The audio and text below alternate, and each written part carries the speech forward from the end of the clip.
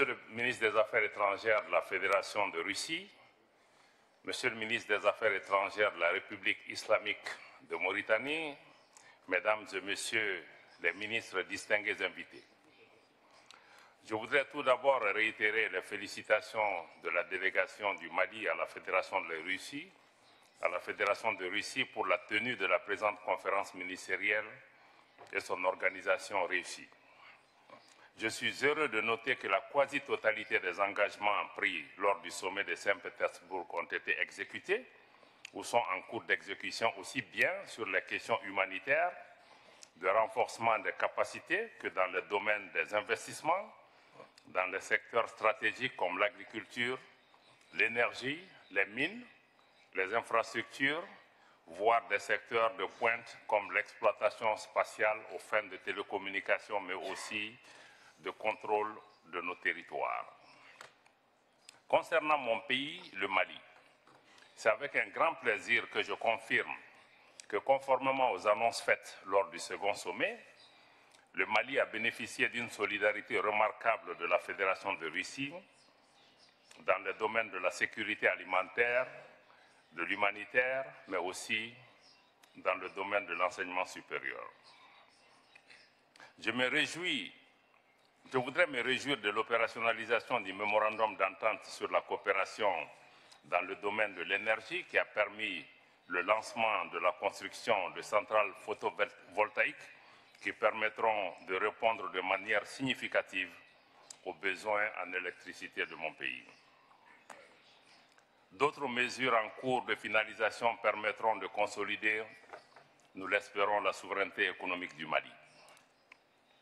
En matière de défense et de sécurité, la Russie poursuit ses appuis au Mali en vue de parachever la montée en puissance des forces de défense et de sécurité à travers la fourniture en équipement, notamment les vecteurs aériens et la formation du personnel militaire.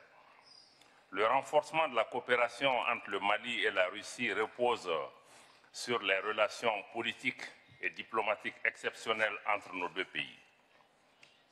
Notre convergence de vues sur de nombreuses questions internationales a raffermi davantage le lien spécial qui unit nos pays, fondé sur une solidarité sincère, un respect réciproque, mais un partenariat mutuellement bénéfique également.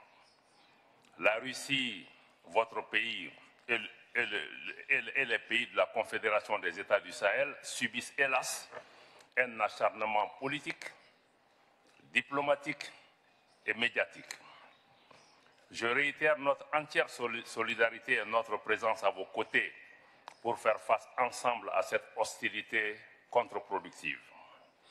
La Confédération des États du Sahel, en plus des actes d'hostilité, fait l'objet d'actes d'agression désormais assumés. Comme vous le savez, mesdames et messieurs, l'Ukraine revendique publiquement, presque fièrement, son soutien multiple aux groupes terroristes opérant au Sahel et dans mon pays en particulier. Face à la gravité de cette agression caractérisée et en attendant la réaction du Conseil de sécurité des Nations Unies, s'il y en a, suite à sa saisine conjointe par le Mali, le Burkina et le Niger, le Mali a pris des mesures conservatives, notamment la rupture de ses relations diplomatiques avec l'Ukraine. Le gouvernement a également alerté contre toute tentative de déstabilisation du Mali par l'Ukraine, avec le concours des pays de la région, étant entendu dans ce contexte que tout soutien à l'Ukraine sera considéré comme un soutien au terrorisme international. Monsieur le Président, nous ne sommes pas dupes. L'action néfaste de l'Ukraine n'est que la partie visible de la déstabilisation et de la prolifération des groupes terroristes dans le Sahel, avec l'appui de sponsors étatiques étrangers d'Afrique et d'ailleurs, visant à briser la dynamique d'autonomie et de reprise en main de leur pays, dynamique engagée par les populations et les dirigeants du Burkina, du Mali et du Niger. Le Mali remercie les pays qui ont manifesté leur solidarité dans sa lutte contre le terrorisme, le néocolonialisme et l'impérialisme qui, retenons-le, n'épargnent personne. Et c'est pouvoir compter sur l'esprit de justice, de paix et de fraternité de tous les pays. Parlant de la région du Sahel, je tiens à souligner que la Confédération des États du Sahel, outre sa vocation d'intégration renforcée, constitue une réaction et une réponse adaptée aux défis sécuritaires qui a été imposé à nos pays.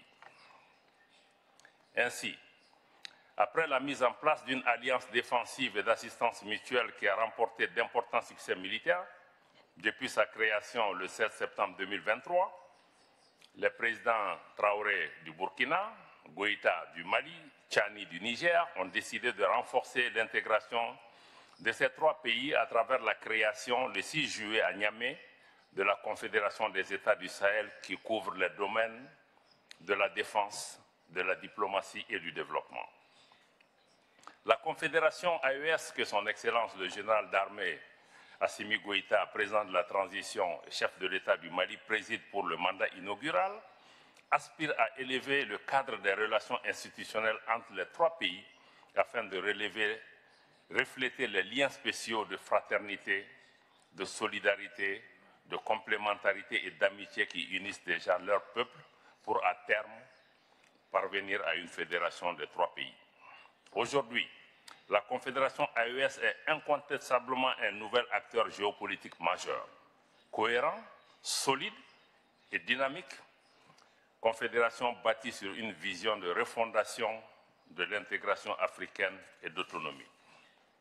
Au plan national, le Mali a réalisé des avancées notables grâce à l'instauration de mesures visant une gestion efficace des ressources publiques et l'accélération des nouveaux leviers destinés à renforcer la souveraineté sur les ressources naturelles tout en améliorant les conditions de vie de nos citoyens.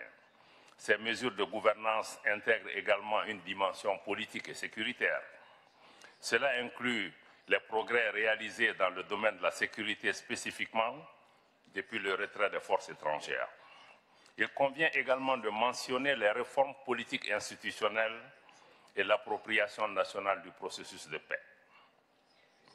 L'ordre international fondé sur des valeurs essentielles telles que la liberté et le respect du droit international, l'égalité souveraine des États et la non-ingérence dans les affaires intérieures des pays, et garant de la stabilité et de la prospérité du monde, cet ordre international est aujourd'hui menacé par l'unilatéralisme de certains pays. La crise de la gouvernance mondiale, ou si vous le voulez, la crise du multilatéralisme a des répercussions significatives et complexes sur la souveraineté de nos États. La configuration internationale actuelle, caractérisée par une montée en puissance de pays émergents, appelle à une refonte profonde des mécanismes de la gouvernance mondiale.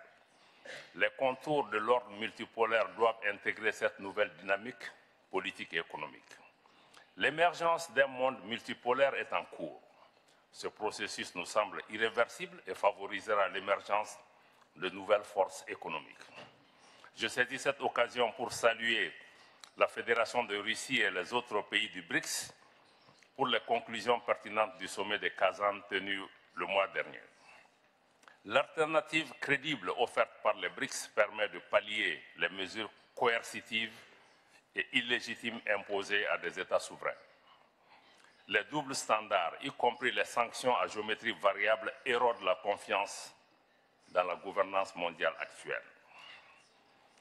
Cette conférence ministérielle doit permettre une évaluation de la mise en œuvre des engagements issus du second sommet. Elle doit également permettre de tracer les perspectives pour raffermir notre partenariat et proposer des pistes pour l'avenir. Le changement auquel nous aspirons à travers ce partenariat passe nécessairement par un engagement accru des pays africains afin que chaque partie prenne toute sa part dans la mise en œuvre d'un partenariat vertueux, respectueux, mutuellement avantageux et un partenariat d'égal à égal. Vive la coopération entre l'Afrique et la Russie pour l'avènement d'un monde en paix, stable, juste et équitable. Je vous remercie. Merci d'avoir suivi, n'hésitez pas à nous donner votre avis dans les commentaires. À très bientôt.